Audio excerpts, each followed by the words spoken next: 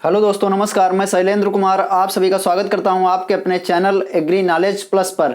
आज का हमारा सेशन है महासंग्राम अंतिम वार टीजीटी पीजीटी, जिसके अंतर्गत हम देखेंगे यूपी टीजीटी पीजीटी एग्रीकल्चर में पूछे जाने वाले अति संभावित प्रश्न। ठीक है दोस्तों, आइए आज के सेशन की शुरुआत करते हैं मोटिवेशनल कोट्स के साथ। आज का मोटिवेशनल कोट्स है, जो मुस्कुरा रहा है उसे दर्द ने पाला होगा, जो चल रहा है उसके पाँव में छाला होगा, जो चल रहा है उसके पाँव में छाला होगा। बिना संघर्ष के इंसान चमक नहीं सकता, बिना संघर्ष के इंसान चमक नहीं सकता, जो जलेगा उसी दिए में उजाला होगा। इसलिए दोस्तों, हमें कुछ पाने के लिए कुछ मेहनत अवश्य करनी पड़ती है। इसलिए यहाँ पे बताया गया है कि जो जलेगा उसी दिए में उजाला होगा। अगर हम मेहनत नहीं करेंगे तो हम सफल नहीं हो सकते। ठीक है दोस्तों, इसलिए सफल होने के लिए मेहनत बहुत ज़रूरी है। आइए देखते हैं पहला क्वेश्चन जो रहा आपकी स्क्रीन पर। आज हम आप लोगों के लिए 2013 में जो एग्रीकल्चर टेक्निकल असिस्टेंट का एग्ज़ाम हुआ था वही सेट लेकर आए हैं, क्योंकि मैंने देखा कि इसमें बहुत सारे इंपॉर्टेंट क्वेश्चन हैं जिनकी परीक्षा में आने की संभावना है। उसको देखते हुए हमने इस प्रैक्टिस सेट को इसमें शामिल किया है। आइए हम लोग प्रैक्टिस करते हैं। पहला क्वेश्चन है, इक्रीसैट किस देश में स्थित है? Bharat, Australia, Philippines, Mexico. आप लोग बताएंगे इसका राइट आंसर क्या होगा। जी हाँ, इक्रीसैट इसका जो मुख्यालय है वो कहाँ है? भारत में। ठीक है, भारत में भी ये कहाँ पे है? हैदराबाद। कहाँ पे है? हैदराबाद। ठीक है, हैदराबाद में इसकी स्थापना कब हुई थी? 1972 में। अब बात कर लेते हैं इसके पूरे नाम की। इसका पूरा फुल फॉर्म क्या है, क्योंकि इंपॉर्टेंट है इसलिए आप लोग इसका नाम जरूर ध्यान रखना। इसका पूरा नाम है international crop research institute for semi arid tropics. एक बार दोबारा सुन लीजिए, international crop research institute for the semi arid tropic, जो कि कहाँ है? हैदराबाद में है। ठीक है, ये चीज़ आप लोग याद रखेंगे। और इसके अलावा इंटरनेशनल लेवल का एक और महत्वपूर्ण संस्थान जो कि भारत में है वो कौन सा है, वो भी आप लोग देख लीजिए।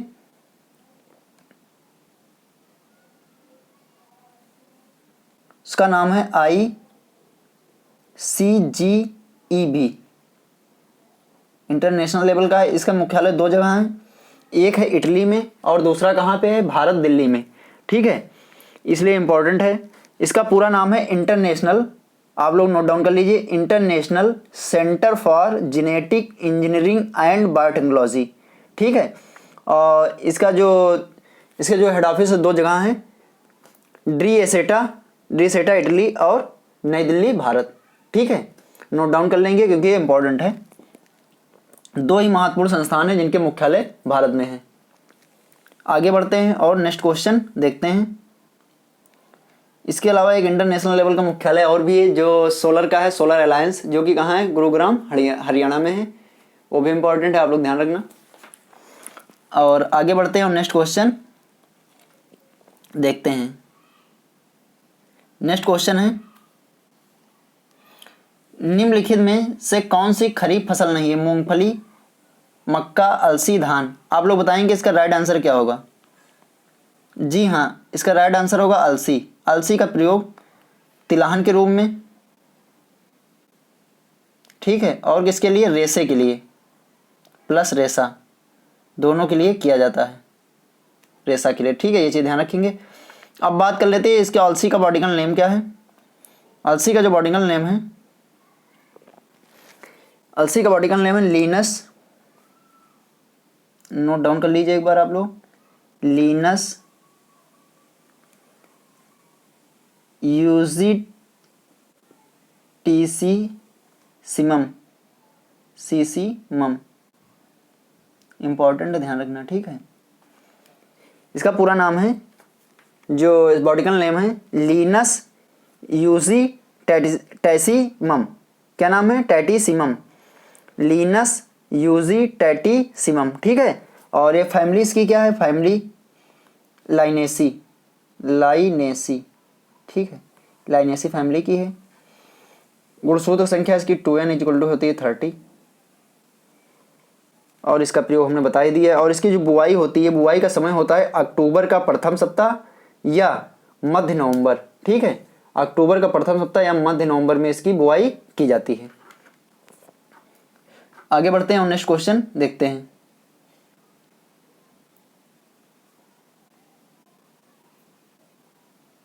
नेक्स्ट क्वेश्चन है 3 नंबर पे, प्रेरित उत्परिवर्तनों का फसल में सुधार में उपयोग कहलाता है बहुगुणित प्रजनन, उत्परिवर्तन प्रजनन, संकर ओज प्रजनन, मालिक्यूलर प्रजनन। आप लोग बताएंगे इसका राइट आंसर क्या होगा।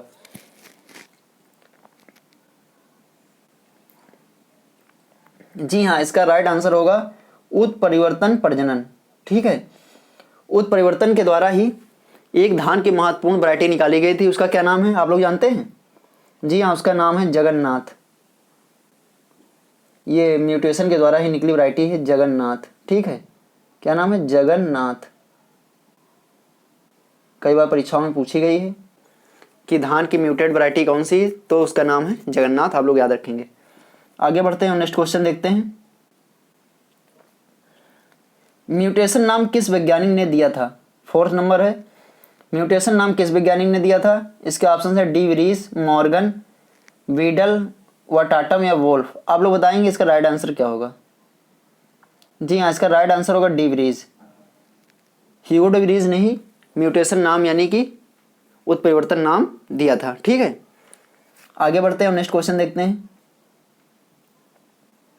नेक्स्ट क्वेश्चन है, सल्फोसल्फ्यूरान किस फसल में एक प्रभावकारी खरपतवार है। अरहर, गेहूं, धान, उपरोक्त में से कोई नहीं। आप लोग बताएंगे इसका राइट आंसर क्या होगा। जी हाँ, इसका राइट आंसर होगा गेहूं। सल्फोसल्फ्यूरान का प्रयोग किस में करते हैं, गेहूं में। और किसके लिए किया जाता है, जो गेहूं का मामा या फाइलेरिस माइनर होता है उसके लिए किसका प्रयोग किया जाता है, सल्फोसल्फ्यूरान का, ठीक है। इसी प्रकार धान में किसका प्रयोग किया जाता है, ब्यूटाक्लोर, ठीक है। ब्यूटाक्लोर का प्रयोग किया जाता है, ब्यूटाक्लोर के अलावा और प्रेटिलाक्लोर, इसके अलावा अनिलोफास इत्यादि का भी प्रयोग धान में खरपतवार नियंत्रण के लिए किया जाता है। आगे बढ़ते हैं, नेक्स्ट क्वेश्चन देखते हैं। मक्का प्लस अरहर सह फसली पद्धति के लिए सुरक्षित खरपतवार नाशी है। यदि मक्का और अरहर को सह फसल के रूप में लिया जा रहा है तो वहां पे कौन से खरपतवार नाशी का प्रयोग करें जो कि दोनों के लिए सुरक्षित हो। आप लोग बताएंगे इसका राइट आंसर क्या होगा। 2,4-D, atrazine, सिमेजिन, पेंडिमेथिलिन। आप लोग बताएंगे इसका राइट आंसर क्या है। जी हाँ, इसका राइट आंसर है पेंडिमेथिलिन, ठीक है। पेंडिमेथिलिन का प्रयोग जो होता है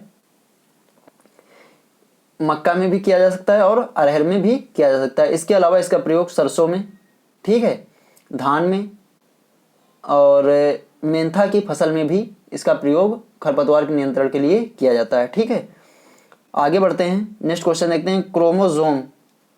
क्रोमोजोम पर पद प्रतिपादित किया था मेंडल ने, वाल्डेयर ने, स्ट्रेसबर्गर ने या मॉर्गन ने। आप लोग बताएंगे इसका राइट आंसर क्या होगा। जी हाँ, इसका राइट आंसर होगा क्रोमोजोम जो है ये शब्द प्रतिपादित करने वाले हैं वाल्डेयर 1888 में, ठीक है। आगे बढ़ते हैं, नेक्स्ट क्वेश्चन देखते हैं।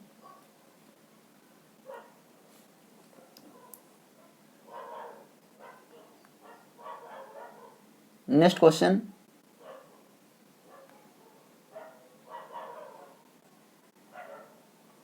गुणसूत्र संरचना निम्न में से किसके द्वारा बदली जाती है।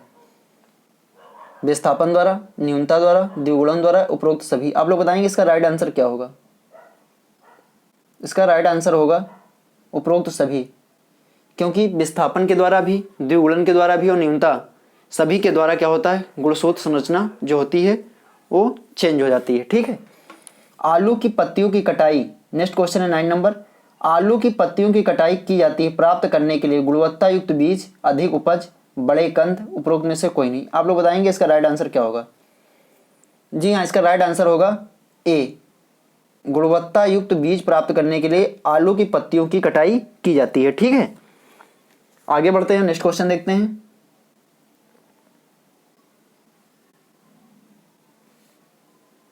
नेक्स्ट क्वेश्चन है धान इस संकर ओज का अधिकतम दोहन किसके रूप में होता है? 10 नंबर है, संकर ओज का अधिकतम दोहन किसके रूप में होता है? संश्लिष्ट किस्में, मिश्रित किस्में, बहुरेखित किस्में या संकर किस्में? आप लोग बताएंगे इसका राइट आंसर क्या होगा? जी हाँ, संकर ओज का जो अधिकतम प्रयोग है दोहन होता है कहाँ पे होता है? संकर किस्में, मतलब जो संकर किस्में बनती हैं हाइब्रिड वैरायटी, उसी में सबसे अधिक इसका प्रयोग किया जाता है संकर ओज का। ठीक है, नेक्स्ट क्वेश्चन देखते हैं। एक उन्नत प्रजाति का प्रारंभिक बीज कहलाता है प्रजनक बीज, नाभिकीय बीज, आधारीय बीज या प्रमाणित बीज? आप लोग बताएंगे इसका राइट आंसर क्या होगा? जी हाँ, इसका राइट आंसर होगा नाभिकीय बीज। अब हम बात कर लेते हैं यहाँ पे बीजों के बारे में, क्योंकि ये परीक्षाओं में कई बार पूछे गए हैं। ठीक है, सबसे पहला जो बीज होता है कौन सा होता है? नाभिकीय बीज। ठीक है, नाभिकीय बीज जो होता है ये पादप प्रजनक के द्वारा, किसके द्वारा? पादप प्रजनक के द्वारा तैयार किया जाता है और इसमें आनुवांशिक शुद्धता जो होती है कितने % होती है? 100%। जेनेटिक प्योरिटी जो होती है 100% होती है और पादप प्रजनक के द्वारा तैयार किए जाते हैं। सेकेंड नंबर पर बात करते हैं प्रजनक बीज। प्रजनक बीज मतलब ये जो बीज होते हैं किससे तैयार किए जाते हैं? मतलब मूल केंद्रक बीज या न्यूक्लियर बीज के द्वारा ही तैयार किए जाते हैं। इनकी आनुवांशिक शुद्धता भी कितनी होती है? 100% होती है। और इनका जो टैग है, टैग जो होता है इनके बीज के लिए कैसा होता है? Golden yellow. आप लोग याद रखेंगे, गोल्डन येलो। ठीक है, इसका जो टैग होता है। अब प्रजनक बीज से जो बीज तैयार किए जाते हैं उन्हें क्या कहते हैं? आधारीय बीज या फाउंडेशन सीड, इन्हें मदर सीड के नाम से भी जाना जाता है। ठीक है, इसे किस नाम से जाना जाता है? आधार सीड या फाउंडेशन सीड या मदर सीड के नाम से भी जाना जाता है। ये जो है राष्ट्रीय बीज निगम के द्वारा, ठीक है, और राजकीय बीज निगम इत्यादि के द्वारा ये तैयार किए जाते हैं। इनका जो कलर होता है टैग का कैसा होता है? सफ़ेद। ठीक है, और इनकी जो बात कर लेते हैं जेनेटिक प्योरिटी की, तो ये प्योरिटी इनकी होती है 99.5%। ठीक है, और फिजिकल प्योरिटी इनकी 98% होती है। फिजिकल प्योरिटी की अगर बात करें, फिजिकल प्योरिटी पीपी, तो ये होती है 98%। अब हम बात करते हैं अन्य बीजों की। इसके अलावा पंजीकृत बीज होते हैं जिनका उत्पादन हमारे देश में नहीं किया जाता है। इनका जो टैग होता है पंजीकृत बीज का, पंजीकृत बीज, इनका जो टैग होता है बैंगनी रंग का होता है, बैंगनी रंग या ऑरेंज रंग, ऑरेंज कलर का। ठीक है, याद रखेंगे, लेकिन इनका उत्पादन भारत में नहीं किया जाता है। नेक्स्ट है प्रमाणित बीज। प्रमाणित बीज हैं जो, इनका उत्पादन भारत में किया जाता है और यही बीज किसानों को बुआई के लिए उपलब्ध कराए जाते हैं। इन पर जो टैग होता है वो कैसा होता है? ब्लू कलर का। कैसा टैग का कलर होता है? ब्लू कलर का, प्रमाणित बीज में। ठीक है, ब्लू कलर का टैग होता है और यही बीज किसानों को बुआई के लिए उपलब्ध कराए जाते हैं। इनकी जो जेनेटिक प्योरिटी होती है, जेनेटिक प्योरिटी की इनकी बात करें तो 99.1% होती है। ठीक है, और ये किससे तैयार किए जाते हैं? ये आधार बीज या पंजीकृत बीज से तैयार किए जाते हैं। ठीक है, आगे बढ़ते हैं और नेक्स्ट क्वेश्चन देखते हैं। इंपॉर्टेंट था इसलिए यहाँ पे सभी के बारे में चर्चा की गई है।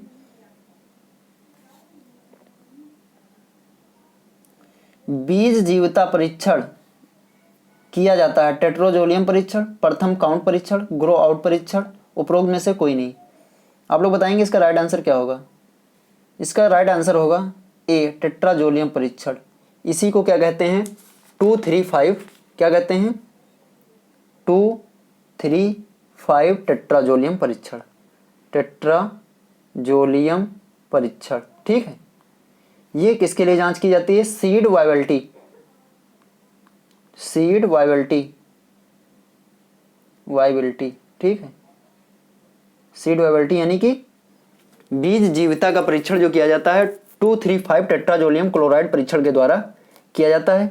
अब बात कर लेते हैं ग्रो आउट परीक्षण जो होता है, सी नंबर पे दिया गया ग्रो आउट परीक्षण। इसके द्वारा आनुवांशिक शुद्धता, आनुवांशिक शुद्धता की जो जांच होती है, आनुवांशिक शुद्धता की जो जांच होती है वो किसके द्वारा की जाती है? ग्रो आउट परीक्षण के द्वारा। इसे फील्ड टेस्ट के नाम से भी जाना जाता है। किस नाम से? Field test. ठीक है, फील्ड टेस्ट भी जाना जाता है, फील्ड टेस्ट के नाम से। और इससे आनुवंशिकता की जांच की जाती है। अब आगे बढ़ते हैं और नेक्स्ट क्वेश्चन देखते हैं। नेक्स्ट क्वेश्चन है, संकर धान में नर बंध लाइन की शुद्धता को बनाए रखने हेतु उचित अलगाव दूरी अपनाई जाती है। 100 मीटर, 200 मीटर, 400 मीटर, 500 मीटर। आप लोग बताएंगे इसका राइट आंसर क्या होगा? जी हाँ, इसका राइट आंसर होगा 200 मीटर। जो संकर धान में नर बंध लाइन की शुद्धता को बनाए रखने हेतु जो अलगाव दूरी होती है वो कितनी होती है? 200 मीटर। ठीक है, याद रखेंगे, इंपॉर्टेंट है। आगे बढ़ते हैं, नेक्स्ट क्वेश्चन देखते हैं। खेती की SRI विधि किस फसल से संबंधित है? ये भी बहुत इंपॉर्टेंट है, इसके बारे में ध्यान से सुनेंगे। खेती की जो SRI विधि है इसके बारे में चर्चा कर लेते हैं। SRI, ठीक है। सबसे पहले इसका पूरे नाम की बात करें, इसका पूरा नाम, फुल फॉर्म क्या है? इसका पूरा नाम है सिस्टम ऑफ राइस इंटेंसिफिकेशन। ठीक है, इसे हिंदी में क्या कहते हैं? सघन प्रणाली पद्धति। सिस्टम ऑफ राइस इंटेंसिफिकेशन, सघन प्रणाली पद्धति। ठीक है, अब बात कर लेते हैं इसके जो जनक हैं। जनक इसके हैं, ये कहाँ से निकली है? ये SRI पद्धति जो है मेडागास्कर से निकली है। कहाँ से निकली है? मेडागास्कर। मेडागास्कर। यहाँ पे कलर हम चेंज कर लेते हैं पेन का।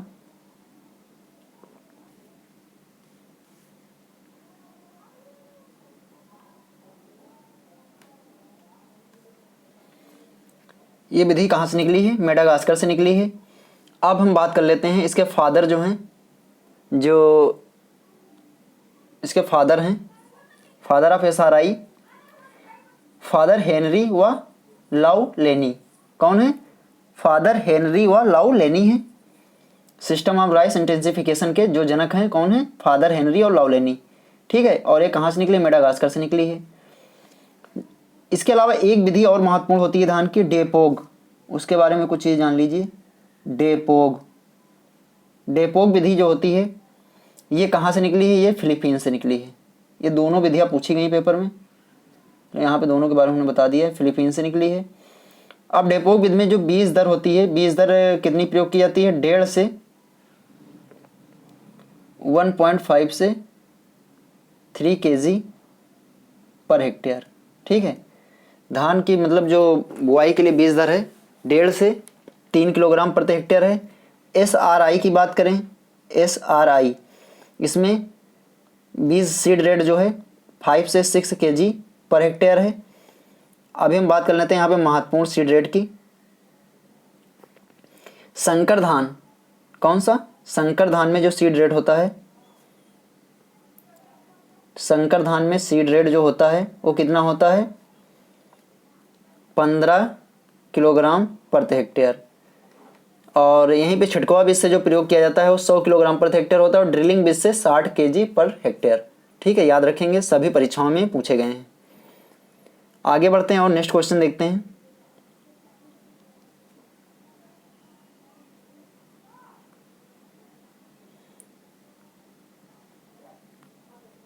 नेक्स्ट क्वेश्चन है,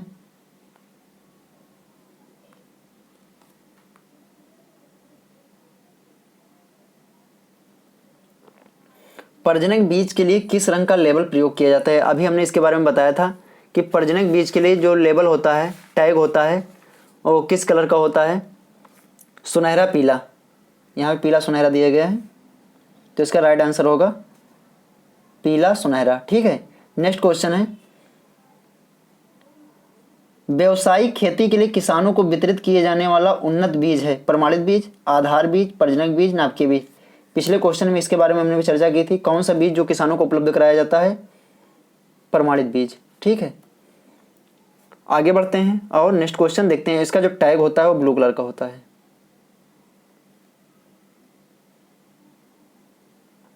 मृदा जल को धारण करने वाले बल को क्या कहते हैं? ससंजन बल, असंजन बल, ससंजन और असंजन दोनों, इनमें से कोई नहीं। आप लोग बताएंगे इसका राइट आंसर क्या होगा?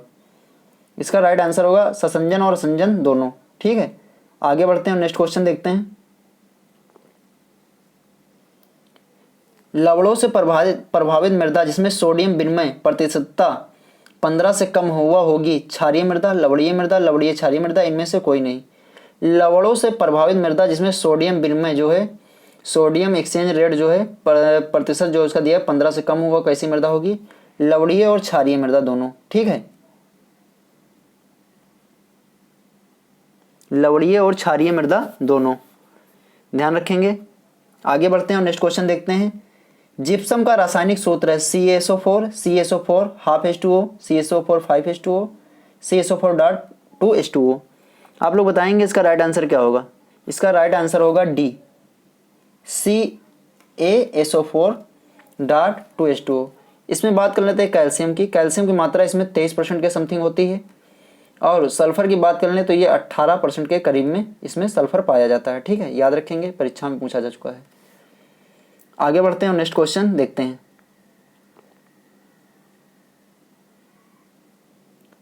मार मिट्टियाँ किस क्षेत्र में पाई जाती हैं, गोरखपुर क्षेत्र, फैजाबाद क्षेत्र, कानपुर क्षेत्र, बुंदेलखंड। इसका राइट आंसर होगा बुंदेलखंड क्षेत्र। ठीक है, याद रखेंगे, क्योंकि उत्तर प्रदेश संबंधित है ना, तो हो सकता है कि परीक्षा में इस तरह के क्वेश्चन पूछे जाएं। सामान्यतः मृदा का CN अनुपात होता है 10:1, 15:1, 20:1, 30:1। आप लोग बताएंगे इसका राइट आंसर क्या होगा। इसका राइट आंसर होगा 10:1। ठीक है, इंपॉर्टेंट क्वेश्चन है, ध्यान रखेंगे। आगे बढ़ते हैं, नेक्स्ट क्वेश्चन देखते हैं। क्षारीय भूमि में pH मान होता है 6, 7, 8, 9। आप लोग बताएंगे इसका राइट आंसर क्या होगा। इसका राइट आंसर होगा 8। ठीक है, इसका राइट आंसर होगा 8, क्योंकि हम बात कर लेते हैं जो अम्लीय मृदा होती हैं, अम्लीय, इनका जो pH मान होता है कितना होता है, 6.5 से कम। ठीक है, अब बात करें सामान्य मृदाओं का जो pH होता है 6.6 से 8 तक जो होता है pH, 8 तक, ये कौन सी होती हैं, सामान्य मृदाएं। ठीक है, अब बात कर लेते हैं क्षारीय मृदा की, जिसका pH मान 8 से अधिक होता है, वो कैसी मृदाएं होती हैं, क्षारीय। ठीक है, याद रखेंगे। 6.5 से कम मृदा जिनका pH मान होता है अम्लीय मृदाएं। 6.5 से 8 तक, मतलब 6.6 से लेकर 8 तक जिनका pH मान होता है वो कौन सी मृदाएं होती हैं, वो सामान्य मृदाएं कहलाती हैं। और जिनका pH मान 8 से अधिक होता है वो कौन सी मृदाएं कहलाती हैं, क्षारीय मृदाएं कहलाती हैं। कई बार परीक्षाओं में पूछा गया है, याद रखना। नेक्स्ट क्वेश्चन है,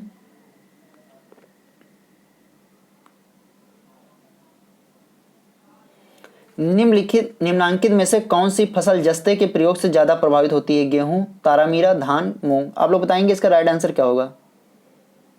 जी हाँ, इसका राइट आंसर होगा धान। जिंक की कमी से धान में क्या होता है, खैरा रोग लग जाता है, और इसके नियंत्रण के लिए किसका प्रयोग किया जाता है, जिंक सल्फेट का प्रयोग किया जाता है धान में। ठीक है, काफी क्वेश्चन है। मृदा परीक्षण के आधार पर मिट्टी में सल्फर का क्रांतिक स्तर 0.05 ppm, 10 ppm, और नेक्स्ट है 15 ppm, 20 ppm। आप लोग बताएंगे इसका राइट आंसर क्या होगा।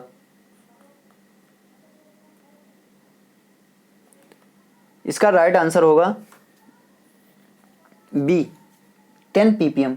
मृदा परीक्षण के आधार पर मिट्टी में जो सल्फर का क्रांतिक स्तर होता है क्या होता है, 10 ppm। ठीक है, इंपॉर्टेंट, ध्यान रखेंगे। आगे बढ़ते हैं, नेक्स्ट क्वेश्चन देखते हैं।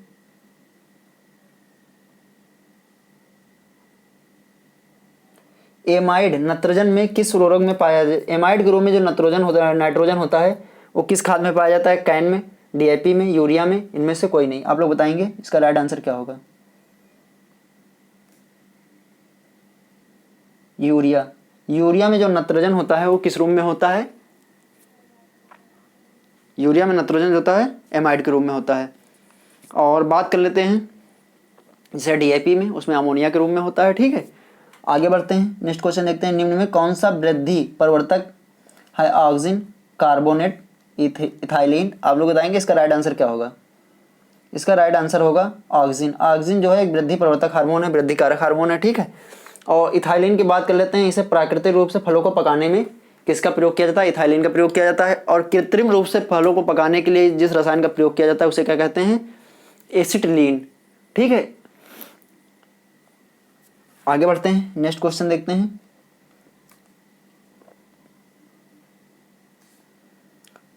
नाइट्रीकरण की प्रक्रिया में, नाइट्रीकरण की जो प्रक्रिया होती है वो अवकरण है, जल विघटन है, ऑक्सीकरण है, इनमें से कोई नहीं। आप लोग बताएंगे इसका राइट आंसर क्या होगा? इसका राइट आंसर होगा ऑक्सीकरण, ठीक है। ऊसर मृदा सतह पर जल ठहराव का कारण है विक्षेपण, समुच्चयन, उन्नीपीडन या इनमें से कोई नहीं। ये पेपर है, ओरिजिनल पेपर है किसका? जो एग्रीकल्चर टेक्निकल असिस्टेंट 2013 में जो एग्ज़ाम हुआ था 2013 में, उसी का ये ओरिजिनल पेपर है, ठीक है। आप लोग इसे थोड़ा ध्यान से करेंगे क्योंकि इंपॉर्टेंट, इसमें सारे क्वेश्चन जो हैं काफ़ी इंपॉर्टेंट हैं। ऊसर मृदा सतह पर जल ठहराव का कारण है विक्षेपण, उन्नीपीडन या समुच्चयन। इसका राइट आंसर होगा विक्षेपण, ठीक है। ऊसर मृदा में जो सतह पर जो जल ठहराव होता है किसके कारण होता है? विक्षेपण के कारण होता है। नेक्स्ट क्वेश्चन,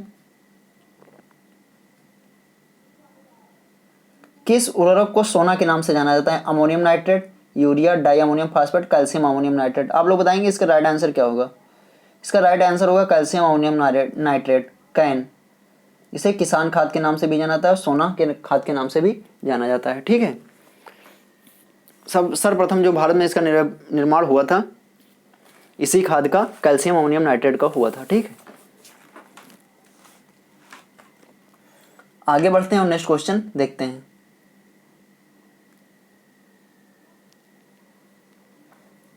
उपजाऊ भूमि को अनउपजाऊ जमीन में बदलने की क्रिया को क्या कहते हैं? डिजराइटाइजेशन, डिजाइटिफिकेशन, ए और बी दोनों, इनमें से कोई नहीं। आप लोग बताएंगे इसका राइट आंसर क्या होगा? इसका राइट आंसर होगा डिजर्टिफिकेशन, ठीक है। इसमें थोड़ा डाउट है, ये आप लोग एक बार चेक कर लेंगे, ठीक है। और इसका कुछ हमें डाउट लगता है इस क्वेश्चन में कि इसका राइट आंसर क्या होगा। एक बार आप लोग देख लेंगे और हम भी देख लेंगे और इसका जो आंसर राइट आंसर होगा कमेंट बॉक्स में डाल दिया जाएगा। आगे बढ़ते हैं, नेक्स्ट क्वेश्चन देखते हैं।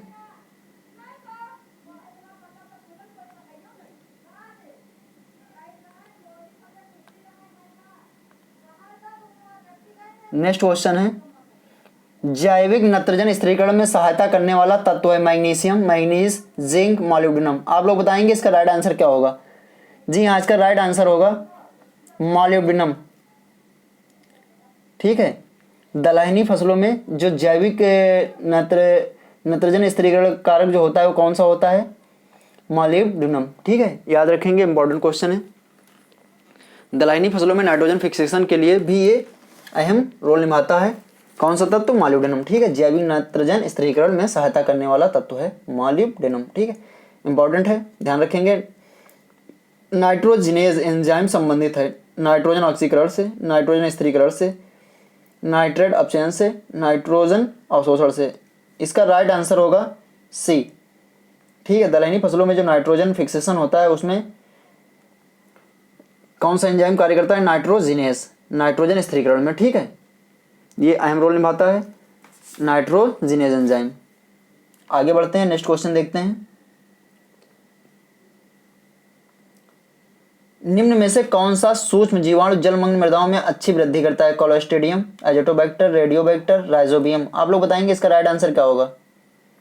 इसका राइट आंसर होगा कोलोस्ट्रिडियम। जो होता है ये जलमग्न मृदाओं में जो नाइट्रोजन, ये सूक्ष्म जीवाणु जो है जलमग्न मृदाओं में अच्छी वृद्धि करता है, कोलोस्ट्रिडियम, ठीक है। राइजोबियम जो होता है दलहनी फसलों में जो नाइट्रोजन स्थिरीकरण करने के लिए एक महत्वपूर्ण भूमिका निभाता है। एजोटोबैक्टर, एजोटोबैक्टर का प्रयोग जो होता है जैसे गेहूँ, धान, गेहूँ, गन्ना और सब्जी और तिलहन में कौन सा नाइट्रोजन फिक्सेशन के लिए कौन सा मतलब सूक्ष्म जीवाणु प्रयोग किया जाता है? एजोटोबैक्टर, ठीक है। आगे बढ़ते हैं और दलहनी फसलों के लिए मुख्यतः राइजोबियम। उत्तर प्रदेश में कृषि विश्वविद्यालयों की संख्या है 3, 5, 4, 6। इसका राइट आंसर होगा 6, ठीक है, जिसमें से एक केंद्रीय विश्वविद्यालय है जो कि झांसी में है। आगे बढ़ते हैं, नेक्स्ट क्वेश्चन देखते हैं। गेहूं में बौनेपन के लिए उत्तरदायी जीन है नोरिन 10, डिजीओजेन, ओपेक 2, उपरोक्त में से कोई नहीं। आप लोग बताएंगे इसका राइट आंसर क्या होगा। इसका राइट आंसर होगा नोरिन 10, ठीक है। और चावल के लिए है डिजीओजेन, ठीक है। आगे बढ़ते हैं और नेक्स्ट क्वेश्चन देखते हैं। सूक्ष्म जीव जो 5 डिग्री सेंटीग्रेड से कम तापक्रम में वृद्धि करते हैं वे कहलाते हैं थार्मोफिल्स, मीजोफिल्स, साइक्रोफिल्स या इनमें से कोई नहीं। आप लोग बताएंगे इसका राइट आंसर क्या होगा।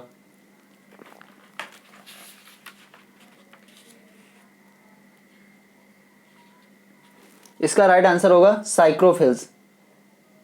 क्या होगा, साइक्रोफिल्स। ये हाई टेम्परेचर पे काम करते हैं, मीडियम टेम्परेचर पे कार्य करते हैं, और जो ये साइक्रोफिल्स होते हैं ये 5 डिग्री सेंटीग्रेड से कम टेम्परेचर पर कार्य वृद्धि करते हैं, ठीक है। कैल्सीकरण के लिए आवश्यक विटामिन है vitamin A, vitamin C, vitamin D, vitamin B. आप लोग बताएंगे इसका राइट आंसर क्या होगा। इसका राइट आंसर होगा विटामिन डी। कैल्सीफेरॉल के नाम से आप लोगों को ऐसे पता चल रहा होगा कि कौन सा विटामिन है, विटामिन डी, ठीक है, क्योंकि कैल्सी इसमें लगा हुआ है आगे, इससे पता चल जाता है कौन सा विटामिन है, विटामिन डी। आगे बढ़ते हैं, नेक्स्ट क्वेश्चन देखते हैं। ग्लाइकोलिसिस का संबंध है केवल प्रकाश संश्लेषण से, केवल श्वसन से, प्रकाश संश्लेषण और श्वसन दोनों से, इनमें से कोई नहीं। आप लोग बताएंगे इसका राइट आंसर क्या होगा। इसका राइट आंसर होगा केवल श्वसन से। ग्लाइकोलिसिस की जो क्रिया होती है किसमें होती है, श्वसन क्रिया में ग्लाइकोलिसिस की क्रिया होती है, ठीक है। पॉलीसैकेराइड की संरचना किससे बनती है, शर्करा, लिपिड्स, आरएनए या इनमें से कोई नहीं। आप लोग बताएंगे इसका राइट आंसर क्या होगा। इसका राइट आंसर होगा शर्करा, ठीक है। राइट आंसर क्या होगा, शर्करा। आगे बढ़ते हैं, नेक्स्ट क्वेश्चन देखते हैं।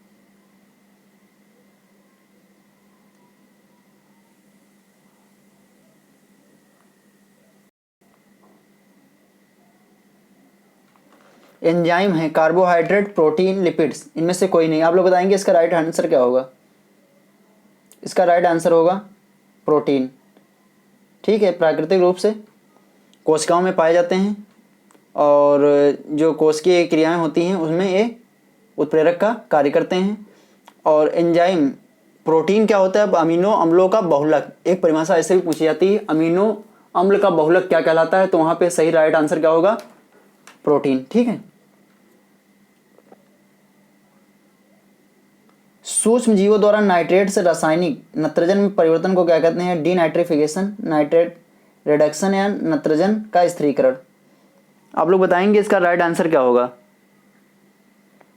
इसका राइट आंसर होगा डीनाइट्रिफिकेशन। क्या होगा, डीनाइट्रिफिकेशन। आगे बढ़ते हैं और नेक्स्ट क्वेश्चन देखते हैं।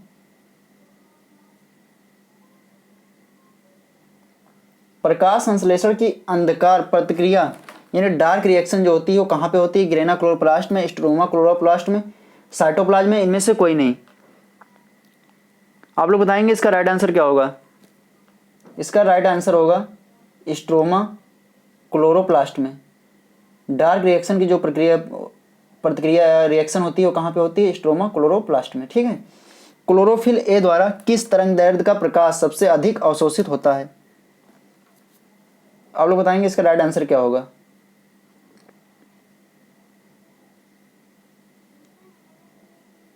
(480 nm, 580 nm, 680 nm और 600 nm। आप लोग बताएंगे इसका राइट आंसर क्या होगा। इसका राइट आंसर होगा 680 nm। प्रकाश संश्लेषण में सबसे पहले क्लोरेला का प्रयोग किसके द्वारा किया गया, कैल्विन, हिल। 1 मिनट आगे देखते हैं पूरे ऑप्शन इसके, कैल्विन, वारबर्ग या रूबेन। आप लोग बताएंगे इसका राइट आंसर क्या होगा। क्लोरेला जो था, क्लोरेला का प्रयोग जो है प्रकाश संश्लेषण में किसके द्वारा किया गया, वारबर्ग। इसका राइट आंसर होगा वारबर्ग, ठीक है। क्या होगा, वारबर्ग। नेक्स्ट, कोशिका के किस अंग को बिजली घर कहते हैं, माइटोकॉन्ड्रिया, वैक्यूओल, क्लोरोप्लास्ट या इनमें से कोई नहीं। इसका राइट आंसर होगा माइटोकॉन्ड्रिया, ठीक है। आगे बढ़ते हैं, नेक्स्ट क्वेश्चन देखते हैं। इनमें से कौन नॉन रिड्यूसिंग शुगर है? ग्लूकोज, सुक्रोज, फ्रुक्टोज या इनमें से कोई नहीं? आप लोग बताएंगे इसका राइट आंसर क्या होगा?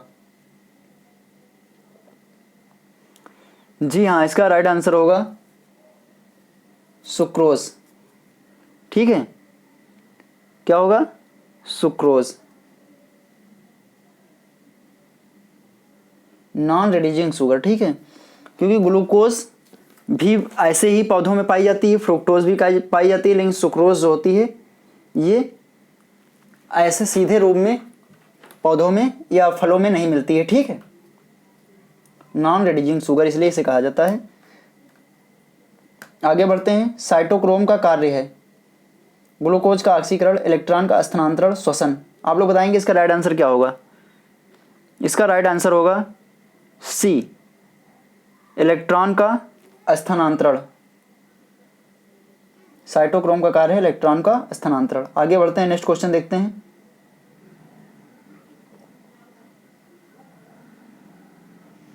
पौधों के विकास की वृद्धि के लिए कितने अनिवार्य तत्व हैं? 14, 16, 15, 17।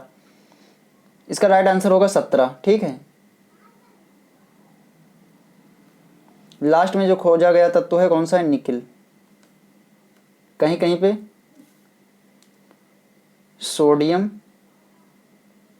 और इसके अलावा सोडियम के अलावा एक तत्व और दिया गया है, याद नहीं आ रहा है मुझे, उसे 17वां और 18वां तत्व बताया गया है। ठीक है, आगे बढ़ते हैं और नेक्स्ट क्वेश्चन देखते हैं।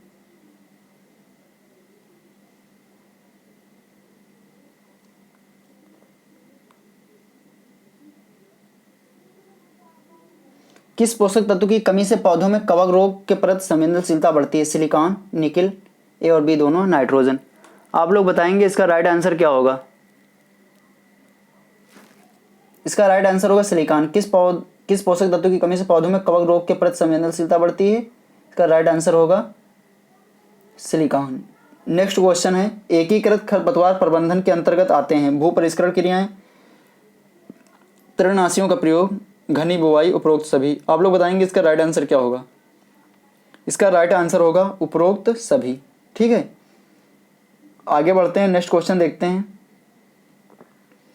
केले का अचानक पकना किसकी वृद्धि के साथ होता है? Auxin, GP, ethylene. आप लोग बताएंगे इसका राइट आंसर? साइटोकाइनिन। आप लोग बताएंगे इसका राइट आंसर क्या होगा? इसका राइट आंसर होगा इथाइलिन। फलों को प्राकृतिक रूप से पकाने के लिए कौन सा हार्मोन उत्तरदायी है? इथाइलिन। ऑक्सिन जो होता है ये वृद्धि कारक हार्मोन है। ठीक है, और बात कर लेते हैं साइटोकाइनिन। साइटोकोश का विभाजन के लिए कौन सा हार्मोन उत्तरदायी होता है? साइटोकाइनिन। और इसका प्रयोग जो उसमें डॉर्मेंसी सुषुप्ता अवस्था पाई जाती है, सुषुप्ता अवस्था को तोड़ने के लिए भी साइटोकाइनिन का प्रयोग किया जाता है बीजों में। ठीक है, पौधों में सूखा प्रतिरोध किससे संबंधित है? ऋणात्मक वाटर पोटेंशियल, धनात्मक वाटर पोटेंशियल, पानी के अधिक में या इनमें से कोई नहीं? इसका राइट आंसर होगा धनात्मक वाटर पोटेंशियल। ठीक है, आगे बढ़ते हैं और नेक्स्ट क्वेश्चन देखते हैं। कौन सा एंजाइम सबसे पहले क्रिस्टल रूम में तैयार किया गया था? लाइपेज, जाइमेज, यूरेज या इनमें से कोई नहीं? इसका राइट आंसर होगा यूरेज। यूरेज था जो इसका मतलब सबसे पहले क्रिस्टल रूप तैयार किया गया था। वो बीज जिनका जीवन काल 15 से 100 वर्ष या उससे अधिक होता उन्हें कहते हैं मेसोबायोटिक, माइक्रोबायोटिक, माइक्रोबायोटिक, इनमें से कोई नहीं? आप लोग बताएंगे इसका राइट आंसर क्या होगा?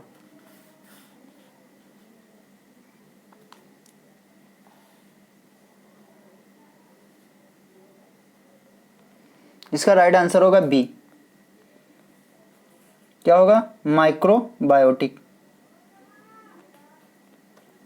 वो भी जिनका जीवन काल 15 से 100 वर्ष से उससे अधिक होता है वो माइक्रोबायोटिक कहलाते हैं। और जिनका जीवन काल 100 से, ठीक है, कितना होता है हमारे 15 से 50, वो मेसोबायोटिक के अंतर्गत आते हैं। माइक्रोबायोटिक के अंतर्गत जिनका जीवन काल बहुत ही कम होता है वो किसके अंतर्गत रखे गए हैं? माइक्रोबायोटिक के अंतर्गत रखे गए हैं। ठीक है, आगे बढ़ते हैं और नेक्स्ट क्वेश्चन देखते हैं। निम्न में कौन एक जल में घुलनशील विटामिन है? ए, बी, ई, सी। आप लोग बताएंगे इसका राइट आंसर क्या होगा। इसका राइट आंसर होगा विटामिन बी और सी दोनों। यहाँ पे ऑप्शन गलत दे दिए गए हैं क्योंकि दोनों विटामिन बी और सी दोनों जल में घुलनशील हैं। और वसा में घुलनशील विटामिन कौन कौन से? ए, डी, ई, के। ठीक है। पौधा किसकी अधिकता से मुरझा जाता है? अवशोषण, वाष्पीकरण, श्वसन या वाष्पोत्सर्जन? आप लोग बताएंगे इसका राइट आंसर क्या होगा।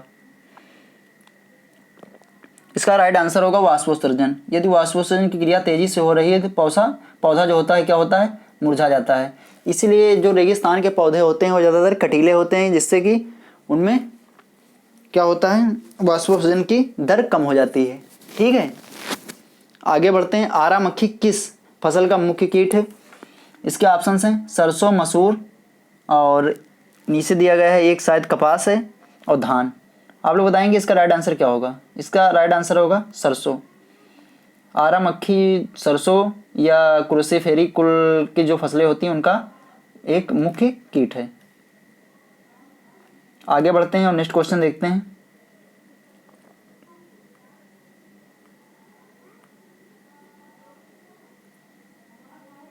भारतीय पशु चिकित्सा अनुसंधान संस्थान कहाँ स्थित है? मथुरा, भरतपुर, पटना, बरेली। आप लोग बताएंगे इसका राइट आंसर क्या होगा। बरेली। ठीक है। इंडियन वेटरनरी रिसर्च इंस्टीट्यूट कहाँ है? बरेली में है। ये एक डीम्ड यूनिवर्सिटी भी है। ठीक है।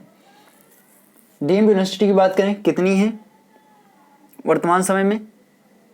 4। ठीक है। कितनी यूनिवर्सिटी हैं डीम्ड? 4 हैं। कौन कौन सी हैं? IVARI बरेली है, और इसके अलावा कौन सी है? दूसरी यहाँ पे IARI कौन सी है? डीम्ड यूनिवर्सिटी के अंतर्गत IARI जो कहाँ है? दिल्ली में है। और तीसरी बात कर लेते हैं NDRI national dairy research institute Karnal Haryana में है। और चौथी जो है डीम्ड यूनिवर्सिटी के अंतर्गत केंद्रीय मत्स्य शिक्षा संस्थान CIFE वर्सोवा मुंबई महाराष्ट्र में है। ठीक है। 4 डीम्ड यूनिवर्सिटी हैं। और केंद्रीय विश्वविद्यालय की बात कर लें तो 3 केंद्रीय विश्वविद्यालय हैं वर्तमान समय में। केंद्रीय विश्वविद्यालय के अंतर्गत पहला कौन सा है? मणिपुर इम्फाल केंद्रीय कृषि विश्वविद्यालय। दूसरा रानी लक्ष्मीबाई केंद्रीय विश्वविद्यालय। और तीसरा है डॉक्टर राजेंद्र प्रसाद केंद्रीय कृषि विश्वविद्यालय पूसा समस्तीपुर बिहार। और झांसी रानी लक्ष्मीबाई कहाँ पे है? झांसी उत्तर प्रदेश में है। और मणिपुर वाला मणिपुर में है ही। ठीक है। आगे बढ़ते हैं और नेक्स्ट क्वेश्चन देखते हैं। निम्न में से कौन सी भू क्षरण को प्रभावित नहीं करता? जलवायु, सौर, वेजिटेशन, टोपोग्राफी। आप लोग बताएंगे इसका राइट आंसर क्या होगा। इसका राइट आंसर होगा सौर। सौर ऊर्जा जो होती है वो प्रभावित नहीं करती है, बाकी वेजिटेशन है अपर्दन को प्रभावित करती है, वेजिटेशन, टोपोग्राफी और जलवायु बाकी सभी प्रभावित करते हैं। ठीक है। सरल रेखा विधि से ट्रैक्टर के वार्षिक छीजन आकलन, वैसे एग्रीकल्चर इंजीनियरिंग आपके सिलेबस में नहीं है तो इस पर ज़्यादा कोई विशेष ध्यान देने की जरूरत नहीं है। इसका वैसे राइट आंसर होगा प्रारंभिक काल में ज़्यादा सीजन, अंतिम काल में घटता छीजन, लाभदायक सेवा काल। यही लास्ट वाला इसका सही जवाब होगा। ठीक है।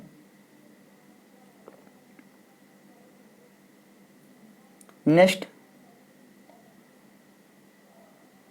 एक इंजन में यदि ईंधन मितव्ययता अभीष्ट है तो आवश्यक ईंधन का अधिक, ऑक्सीजन का अधिक, ईंधन में ऑक्सीजन दोनों का अधिक, इनमें से कोई नहीं।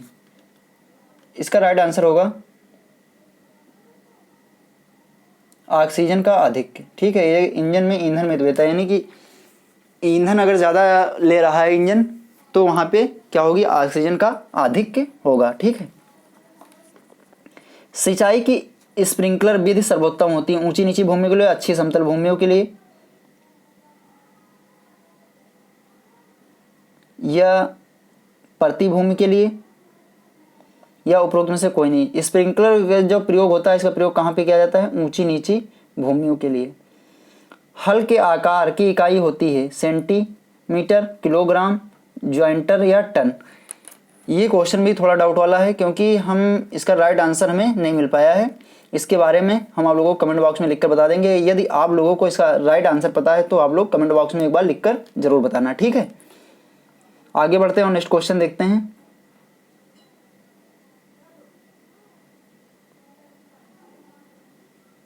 धान भंडारण के लिए सबसे उपयुक्त प्रतिशत नमी है 6, बी में भी 6 दिया गया है, इसका राइट आंसर होगा 12।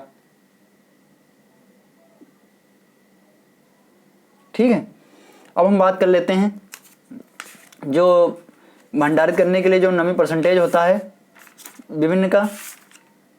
जैसे मान लीजिए कि खाद्यान्न फसलों का कितना होता है नमी परसेंटेज, 10%। ठीक है, नमी परसेंटेज। दालों का, जो दाल होती हैं उनका नमी परसेंटेज कितना होता है, 8% से कम, 8% से कम। और वहीं पर अगर बीजों की बात की जाए, बीजों के भंडारण के लिए, तो ये 10% से कम रखी जाती है नमी। ठीक है, बीज के लिए। आगे बढ़ते हैं और नेक्स्ट क्वेश्चन देखते हैं।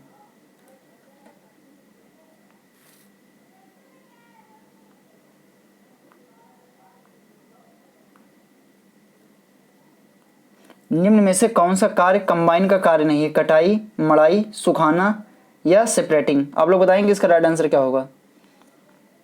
इसका राइट आंसर होगा सुखाना। ठीक है, सुखाना कंबाइन का कार्य नहीं है।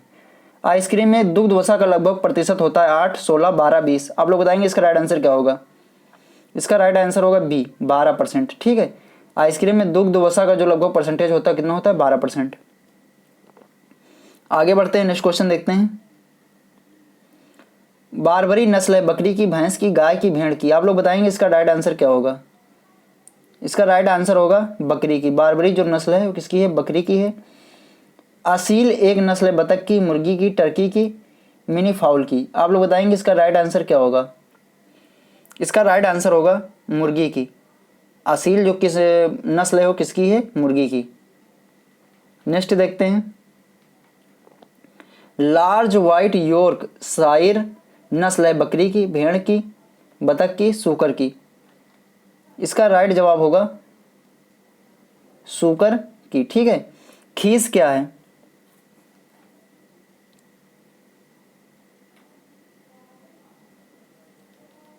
खीस क्या है, मादा द्वारा बच्चा देने के बाद प्रथम बार निकाला गया गाढ़ा दूध, संघनित दूध, वाष्पीकृत दूध, बिना जमा हुआ दूध। आप लोग बताएंगे इसका राइट आंसर क्या होगा।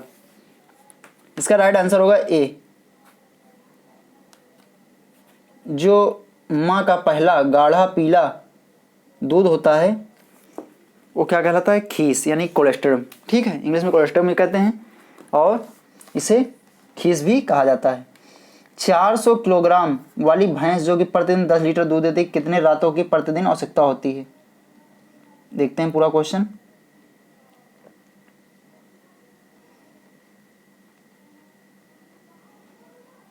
इसका राइट आंसर होगा 4.5 किलोग्राम। ठीक है, 400 किलोग्राम वाली भैंस जो प्रतिदिन 10 लीटर दूध देती है उसके लिए रातों राशन की जो प्रतिदिन आवश्यकता होती है कितनी होती है, 4.5 किलोग्राम। ताजे दूध का पीएच मान होता है, ये बताइए, कई बार परीक्षाओं में पूछा जा चुका है। 5.5, 7.5, 6.7 या 8.5। इसका पीएच मान जो होता है 6.7 होता है। ठीक है, आगे बढ़ते हैं, नेक्स्ट क्वेश्चन देखते हैं। निम्नलिखित में से कौन सी नस्ल संसार में सबसे अधिक दूध उत्पादन करती है, जर्सी, रेड डेन, लाल सिंधी, होल्स्टीन फ्रीजियन। आप लोग बताएंगे इसका राइट आंसर क्या होगा। इसका राइट आंसर होगा होल्स्टीन फ्रीजियन, जो कि सबसे ज़्यादा दूध का उत्पादन करती है। आगे बढ़ते हैं और नेक्स्ट क्वेश्चन देखते हैं।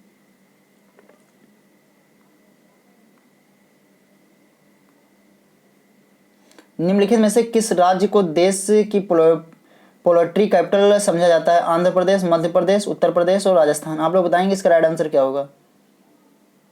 इसका राइट आंसर होगा आंध्र प्रदेश, क्योंकि आंध्र प्रदेश में ही सबसे अधिक, आंध्र प्रदेश और तमिलनाडु में अंडे का सबसे अधिक उत्पादन होता है और मुर्गी पालन भी यहीं पे किया जाता है। नवजात बछड़े को खीस पिलाना चाहिए क्योंकि विटामिन डी होती है, कैल्शियम होती है, मैग्नीशियम होती है, एंटीबॉडीज़। आप लोग बताएंगे इसका राइट आंसर क्या होगा। इसका राइट आंसर होगा एंटीबॉडीज़, क्योंकि ये रोग प्रतिरोधक क्षमता उत्पन्न करता है। इसमें विटामिन डी, कैल्शियम, मैग्नीशियम तो होता ही है। ठीक है, आगे बढ़ते हैं और नेक्स्ट क्वेश्चन देखते हैं।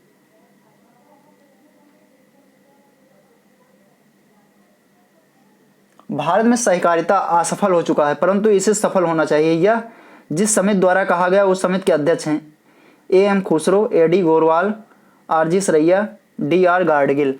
आप लोग बताएंगे इसका राइट आंसर क्या होगा।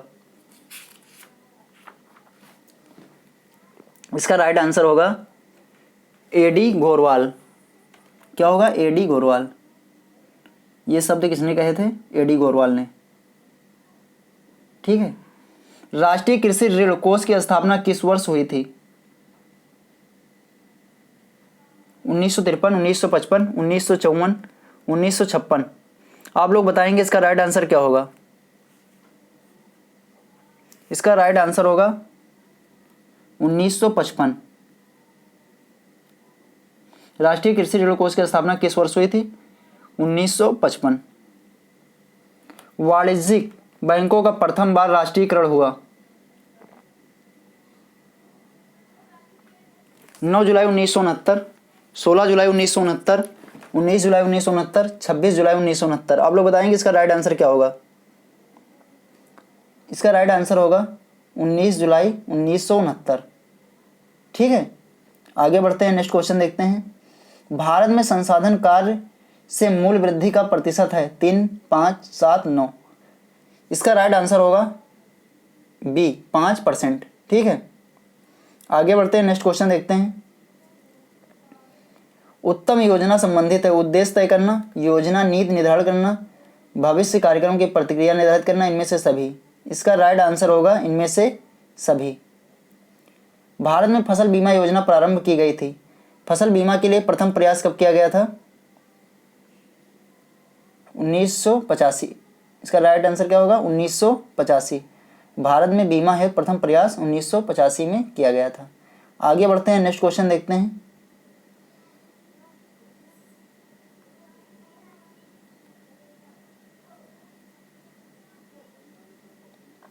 निम्न में से कौन सा संस्थागत शाखा नहीं है? सहकारिता, सरकार, वाणिज्यिक बैंक या व्यापारी? बताइए इसका राइट आंसर क्या होगा? इसका राइट आंसर होगा व्यापारी। ये एक संस्थागत शाखा के अंतर्गत नहीं आते हैं। भारत में प्रथम कृषि विज्ञान केंद्र केवीके की स्थापना कहाँ हुई थी? आप लोग बताएंगे इसका राइट आंसर क्या होगा? इसका राइट आंसर होगा पांडेचेरी। कहाँ हुई थी? पांडेचेरी। कब हुई थी? 1974 में। ठीक है, और आगे बढ़ते हैं, नेक्स्ट क्वेश्चन देखते हैं। कृषि ज्ञान केंद्र प्रतिभूत किया गया है भारत सरकार द्वारा, उत्तर प्रदेश सरकार द्वारा, भारतीय कृषि अनुसंधान परिषद द्वारा, उत्तर प्रदेश कृषि अनुसंधान परिषद द्वारा। इसका राइट आंसर होगा भारतीय कृषि अनुसंधान परिषद द्वारा कृषि ज्ञान केंद्र प्रतिभूत किया गया है। नेक्स्ट क्वेश्चन देखते हैं। सामुदायिक विकास किनकी जन्म तिथि पर प्रारंभ हुआ था? पंडित जवाहरलाल नेहरू, विवेकानंद, सरदार वल्लभ भाई पटेल, महात्मा गांधी। सामुदायिक विकास कार्यक्रम जो हुआ था वो किसकी जन्मतिथि पर प्रारंभ हुआ था? आप लोग बताएंगे इसका राइट आंसर क्या होगा? इसका राइट आंसर होगा महात्मा गांधी, क्योंकि सामुदायिक विकास कार्यक्रम की शुरुआत कब हुई थी? 2 अक्टूबर 1952। ठीक है, आगे बढ़ते हैं, नेक्स्ट क्वेश्चन देखते हैं। निम्नलिखित में से कौन सा एक काठिया गेहूं की प्रजाति है? PBW 215, PBW 343, NW 2036, उपरोक्त में से कोई नहीं। इसका राइट आंसर होगा उपरोक्त में से कोई नहीं, क्योंकि इसमें भी काठिया गेहूं की कोई प्रजाति नहीं दी गई है। IADP किस वर्ष प्रारंभ हुई थी? IADP 1961, 1963, 1962, 1964। आप लोग बताएंगे इसका राइट आंसर क्या होगा? इसका राइट आंसर होगा 1961। IADP कब प्रारंभ हुई थी? 1961 में। आगे बढ़ते हैं, नेक्स्ट क्वेश्चन देखते हैं। सामाजिक वानिकी का एक महत्वपूर्ण कार्यक्रम है मनरेगा का, जवाहर रोजगार योजना का, IRDP का, IADP का। इसका राइट आंसर होगा IADP का। ठीक है, सामाजिक वानिकी महत्वपूर्ण कार्यक्रम किसका था? IADP का। आगे बढ़ते हैं और नेक्स्ट क्वेश्चन देखते हैं। यहां से रिवीजन करते हैं, जो हमने कल प्रश्न करवाए थे उनका फटाफट एक बार रिवीजन कर लेते हैं। बकरी के झुंड को कहते हैं, इसका राइट आंसर क्या होगा? ट्रिप। ठीक है, आगे बढ़ते हैं और नेक्स्ट क्वेश्चन देखते हैं। मुरझान बिंदु पर पीएफ होता है 3.5, 4.18। इसका राइट आंसर होगा 4.18। ऐसे 4 पॉइंट कितना होता है? ये 2। आगे बढ़ते हैं और नेक्स्ट देखते हैं। यदि वार्षिक वर्षा 750 मिलीमीटर से कम हो तो संपन्न होने वाली कृषि पद्धति को जाना जाता है शुष्क खेती, शुष्क भूमि कृषि, वर्षा अधीन खेती, उपरोक्त में से कोई नहीं। आप लोग बताएंगे इसका राइट आंसर क्या होगा। इसका राइट आंसर होगा शुष्क खेती। आगे बढ़ते हैं और नेक्स्ट क्वेश्चन देखते हैं। निम्न में से कौन सी भारवाही गाय की नस्ल है, कांकरेज, देवनी, खिल्लारी या गिर। इसका राइट आंसर होगा खिल्लारी। ठीक है, आगे बढ़ते हैं नेक्स्ट क्वेश्चन देखते हैं। निम्नलिखित में ट्रैप फसल कौन सी है, सनई, बाजरा, भिंडी या मक्का। इसका राइट आंसर होगा भिंडी। ट्रैप फसल कौन सी है, भिंडी। आगे बढ़ते हैं नेक्स्ट क्वेश्चन देखते हैं। कौन सा नॉन सिम्बायोटिक जीवाणु है, Pseudomonas, strata, rhizobium species, Azotobacter या पायरिसोमनिया, पायरिसोपोनिया। आप लोग बताएंगे इसका राइट आंसर क्या होगा। इसका राइट आंसर होगा एजोटोबैक्टर, क्योंकि स्वतंत्र रूप से मृदा में पाया जाता है। आगे बढ़ते हैं। आधार बीज तैयार किए जाते हैं। आधार बीज किससे तैयार किए जाते हैं, प्रजनक बीज से। किससे तैयार किए जाते हैं, प्रजनक बीज से। ठीक है, और इनका टैग का कलर कैसा होता है, आधार बीज का सफ़ेद और प्रजनक बीज का गोल्डन येलो। आवरण फसलें कौन सी हैं, प्याज, लहसुन, अलसी, लोबिया। इसका राइट आंसर होगा लोबिया, कवर क्रॉप। कौन सी, लोबिया। नेक्स्ट, एक गाभिन गाय को गर्भाधान के कितने माह बाद गर्भाकालीन आहार देना चाहिए। इसका राइट आंसर होगा 6 माह बाद। मात्रा 1 किलोग्राम पर डे। ठीक है, आधा से 1 किलोग्राम पर डे। आगे बढ़ते हैं और नेक्स्ट क्वेश्चन देखते हैं। पौधों में वृद्धि को नापा जाता है। इसका राइट आंसर होगा ऑक्सीनोमीटर। पौधों में वृद्धि को इसके द्वारा नापा जाता है, ऑक्सीनोमीटर के द्वारा। सूक्ष्म भोज तत्व हैं।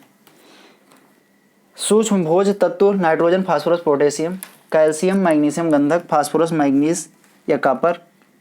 ठीक है, यहाँ पे कल कुछ लोगों ने कमेंट किया था कि सूक्ष्म तत्वों में ये जो हैं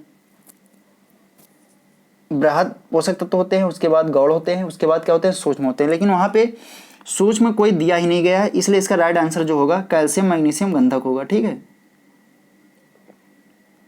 बृहद में नाइट्रोजन, फास्फोरस, पोटास, क्योंकि सी ऑप्शन भी इसका राइट नहीं है। ठीक है, आगे बढ़ते हैं, नेक्स्ट क्वेश्चन देखते हैं। भंडारित है में नमी की प्रतिशत मात्रा होनी चाहिए 15% से कम। इससे अगर अधिक होगा तो फफूंद लगने का डर बना रहेगा।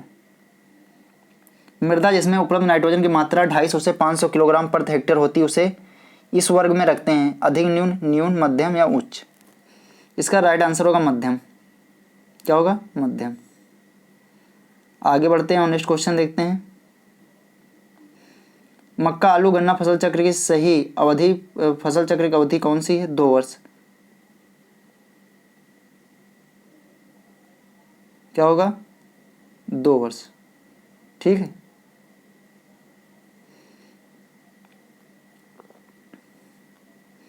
निम्न में विदेशी नस्ल की गाय कौन सी है, जर्सी, साहिवाल, अंगोल, कांगियाम। आप लोग बताएंगे इसका राइट आंसर क्या होगा। इसका राइट आंसर होगा जर्सी। नेक्स्ट, सूखे की दशा में पेड़ों की पत्तियों तथा झाड़ियों को कौन सा खिलाया जाता है, इन चारों को कहते हैं आपातकालीन चारे। आपातकालीन चारे। ठीक है, आगे बढ़ते हैं, नेक्स्ट क्वेश्चन देखते हैं। आपर्दित मृदा की किस्म फसल की खेती अधिक लाभदायक होती है, अनाज वाली, दलहनी फसल, अनाज वाली फसलें, दलहनी फसलें, तिलहनी फसलें, इनमें से कोई नहीं। इसका राइट आंसर होगा दलहनी फसलें। ठीक है, आगे बढ़ते हैं, नेक्स्ट क्वेश्चन देखते हैं। क्योंकि दलहनी फसलें जो होती हैं मृदा अपरदन को रोकती हैं। गोबर की खाद में फास्फोरस की मात्रा होती है।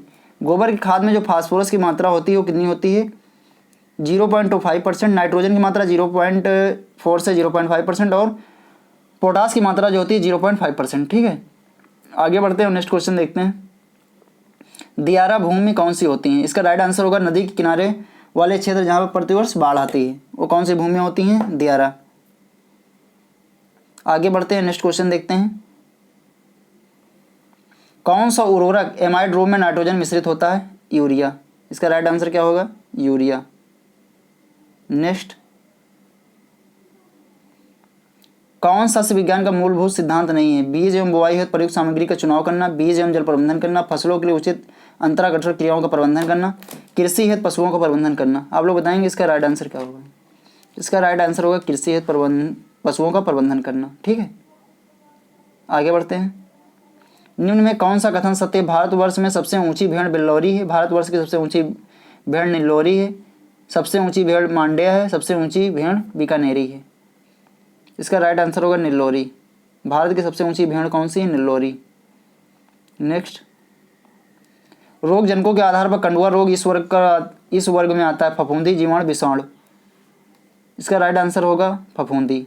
आगे बढ़ते हैं, नेक्स्ट क्वेश्चन देखते हैं। अमोनियम सल्फेट में गंधक पाया जाता है 20%, 24%, 28% या 32%। इसका राइट आंसर होगा 24%। ठीक है, नेक्स्ट, कच्चे दूध में 2 लाख से प्रति मिलीमीटर से कम जीवाणु दूध की क्वालिटी प्रदर्शित करते हैं अच्छे दूध की। कैसे दूध की करते हैं? अच्छे दूध की। आगे बढ़ते हैं, नेक्स्ट क्वेश्चन देखते हैं। गन्ने का मूल भेदक क्षति पहुंचाता है? जड़ को, पत्ती को, तने को, बीज को? तने को, क्योंकि भूमि के पास तने से प्रवेश करता है और नीचे की ओर बढ़ता है। ठीक है, यूरिया में बायोरेट का मानक स्तर है 1.5%। कितना है? 1.5%। आगे बढ़ते हैं, नेक्स्ट क्वेश्चन देखते हैं। मूंगफली की गुच्छेदार प्रजाति कौन सी? कौशल। कौन सी वैरायटी है इसकी? कौशल। अर्धगुच्छेदार चंद्रा। नेक्स्ट, गाय के गर्भकाल की अवधि होती है 280 दिन। ठीक है, 280 दिन। आगे बढ़ते हैं, नेक्स्ट क्वेश्चन देखते हैं। अमोनियम नाइट्रेट में नाइट्रोजन की मात्रा होती है 33%। इसका राइट आंसर होगा 33%। नेक्स्ट, अच्छे साइलेज का पीएच मान होता है 4.2 से 4.5। कितना होता है? 4.2 से 4.5। आगे बढ़ते हैं, नेक्स्ट क्वेश्चन देखते हैं। निम्न में कौन सा खरपतवार नाशी? आइसोप्रोटान, डेमोक्रान, डाइफ्लोवेजॉन या इनमें से कोई नहीं? इसका राइट आंसर होगा आइसोप्रोटान, जो कि फाइलेरिस माइनर गेहूं के मामा गेहूं के लिए प्रयोग किया जाता है। नींबू व बैंगन में छोटी पड़ रोग किस तत्व की कमी से होता है? जिंक। ठीक है, किसकी कमी से होता है? जिंक की कमी से होता है। आगे बढ़ते हैं, नेक्स्ट क्वेश्चन देखते हैं।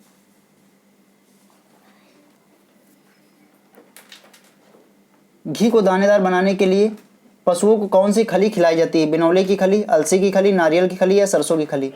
इसका राइट आंसर होगा नारियल की खली।